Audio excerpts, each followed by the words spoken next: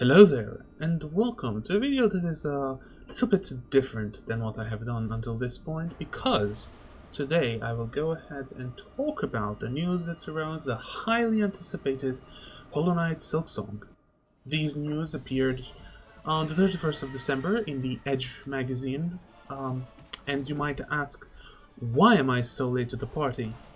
Especially after everyone else covered the news.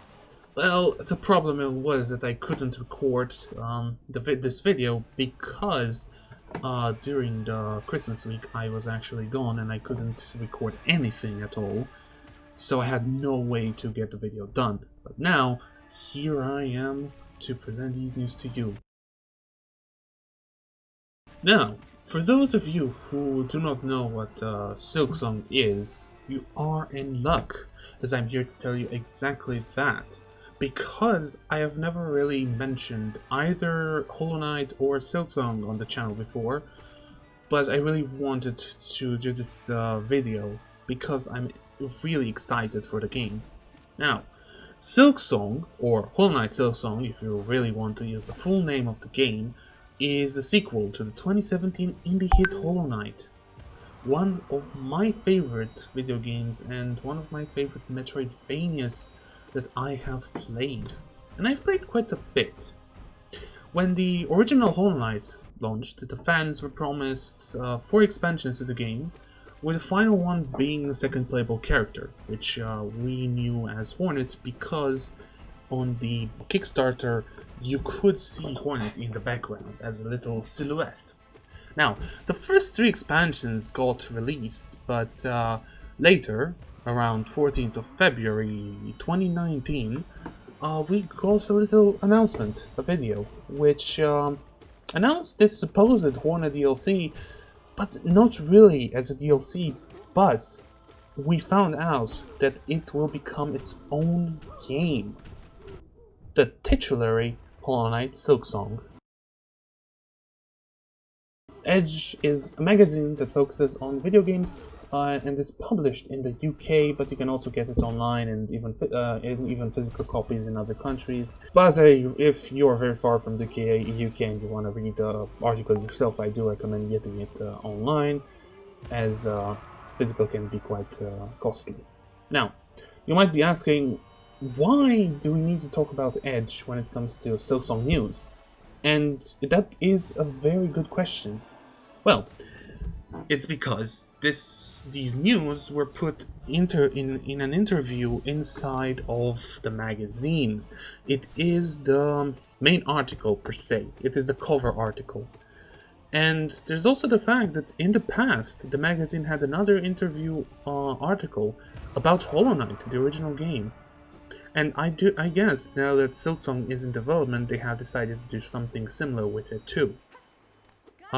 This was also teased for quite some time, around 2 weeks, maybe even more, before the magazine launched, as the writer of the article posted both a teaser image and made jokes with the people in the fandom that it would be related to Silksong.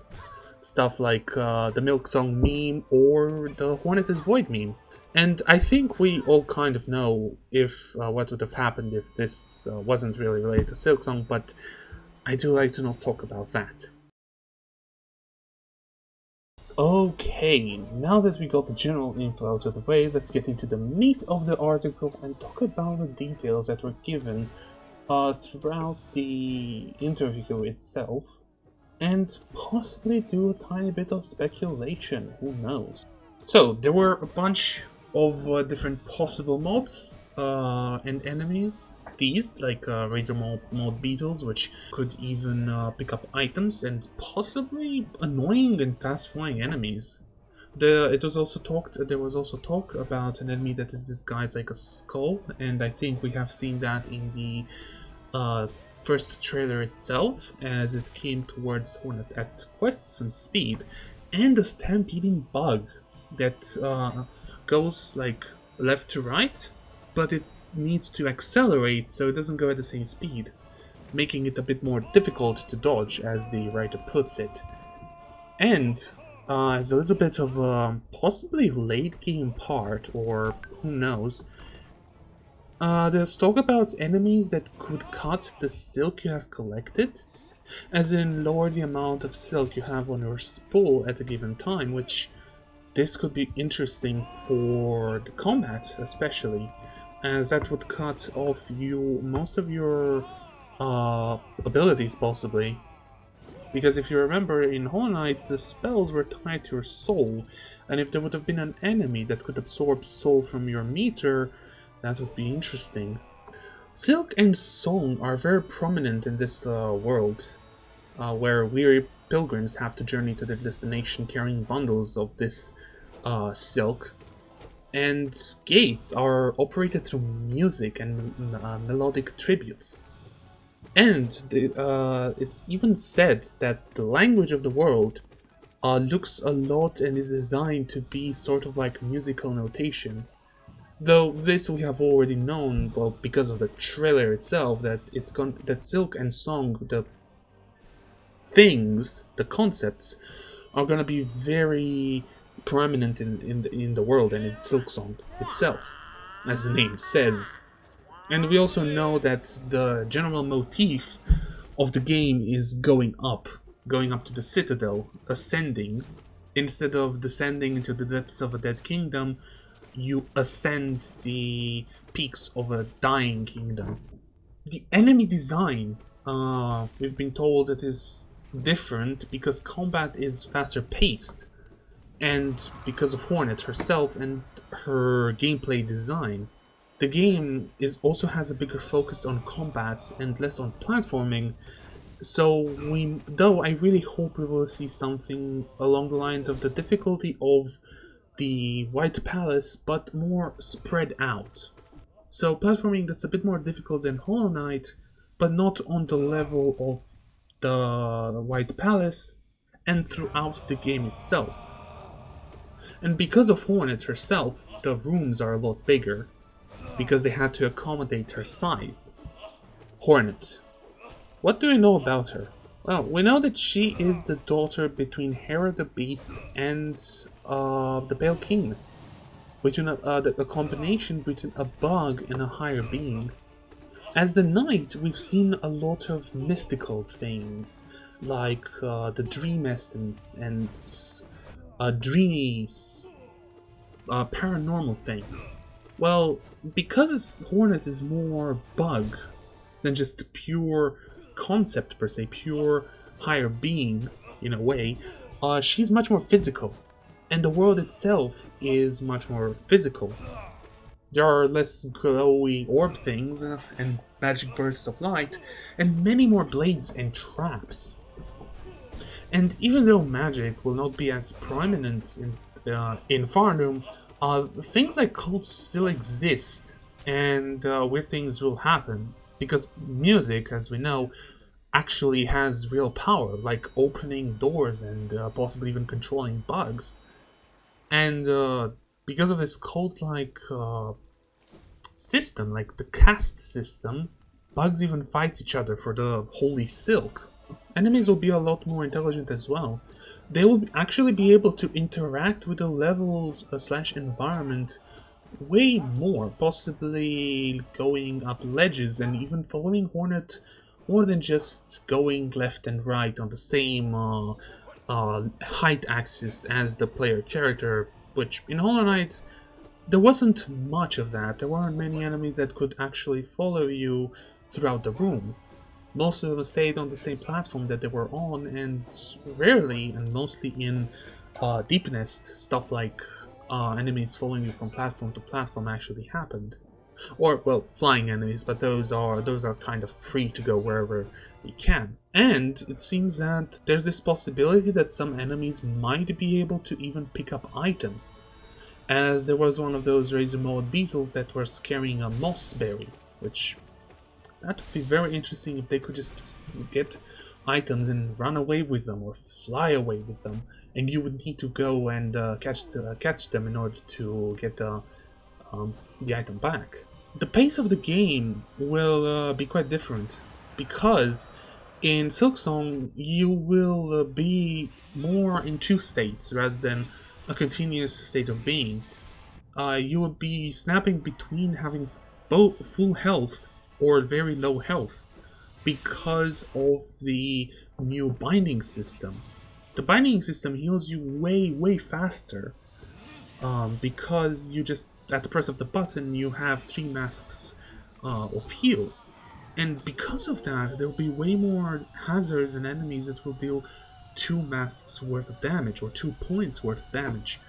Because in Hollow Knight, you rarely found enemies that dealt 2 masks of damage because healing was way less common per se, because you had to wait for your chance, which was sort of a puzzle of its own. But in Silksong, the combat being faster paced, there are no real points in which you could do that without being struck, maybe. There was this talk about how you can save rosaries, and we have known that you could have rosaries on strings. You could put rosaries on strings in order to keep them for yourself when you die, because you lose your rosaries, and the only thing I think you get back from destroying your cocoon are the shell shards. Now, we know now, it's possible that this was known before, but there are also vendors that can place rosaries on strings. It's just that they take a bit more rosaries, like 120 rosaries, to put up a string of 100 rosaries. So they take a little bit of a commission. I don't think that's the word, but I'm gonna use it anyway. But here's the new thing. There are more types of benches, some of which you could string up rosaries at them, possibly even for free, but maybe with limited amount. And I gotta say, these special benches sound very, very interesting, because you could have each be different even. And I've read somewhere in the article that the developers, Team Cherry, said that they have around 100 benches possibly, while the original game had around 57. There's also talk about some different lands, but this could also mean different biomes and areas, kind of like in Hollow Knight, how you go between two sort of opposite areas, like the clean, dark crossroads to the lush green green path. It could be they could be talking about this, but who knows? Maybe we'll visit a different kingdom as well, depending on how big the game becomes. There's also a necklace that seems to be unequipable of sorts, or possibly you just need to have it in your inventory, that will increase the number of shell shards the player gets. Again, this could be just you need to have it in your inventory, but maybe it's a tool of sorts, or this hints at an equipable slot, or even an equipable system. Maybe you could even change your cloak in this equipable system and have different cloaks, which might reduce the damage you take. We've got a bit of information on the Wayfarer quests, and it kind of implies like there are secret locations in the world to be found, kind of like going and looking out for a treasure. These could still be like have NPCs around with you, which is what I was thinking that Wayfarer might be. It's possible that you might need to lead some NPCs to said locations, because we have seen Hornet have an NPC interact with enemies and even attack them, which could be very interesting. This next one, Hornet has lost her traditional strength. This could hint at the game being a sequel, but it's still not confirmed, because this traditional strength might also be the strength she had before she got to Farloom, but before she came back to Hallownest. And the powers you get during Silksong might actually be the powers you would have during Hollow Knight. So it's still not confirmed which it is, if it's a sequel or a prequel. And as the last tiny bit of info, and I also might have not gotten everything out of the article, and I'm sorry for that, but I'm kind of new at this whole news and I really hope you're gonna forgive me. Anyway, the last bit of info is that the giant bug that we have seen Hornet ride, it is a girl. Yeah, surprising indeed. Now we'll take a quick look at the images that were shown in the article, as I wanted to go through the written part in its own little bit, and now we'll look at images. And honestly, in the first one, there isn't much to see. I like the Kingdom Come title, and yeah, this is just a general opening part of the article, the cover, if you may. Now, the next image is a bit more interesting. You can see that there's a bunch of platforms that can crumble. There are those little bolt parts which most likely let the platform fall, so you can fall off. So you need to be very careful where you platform onto them. But you can also see the language, that it looks a lot like musical notes on the house on the right side.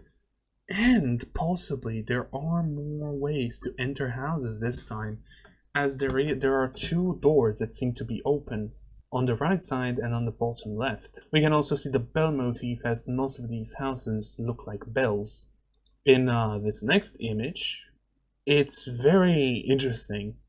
Here we can see a new crest and a bunch of the tools that you can put onto it, and the different categories that are there. I would like to speculate on what each of the tools could do, but yeah, that's could be hard, as I'm not sure what some of those, like this little purple thing would do, or the green one.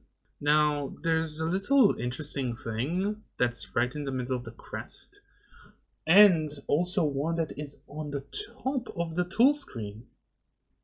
It's possible that we have more categories than we have seen, as there are, the three signs, which is, the red one, this one with two lines, and we've seen even more.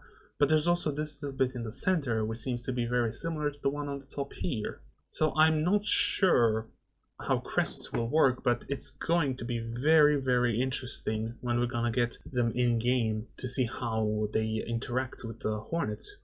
This next image looks like Moss Grotto, but it has a lot more either clovers or lily pads. Well, technically both of them, so it's possible that it might be a sub area, kind of like the Soul Sanctum in Hollow Knight.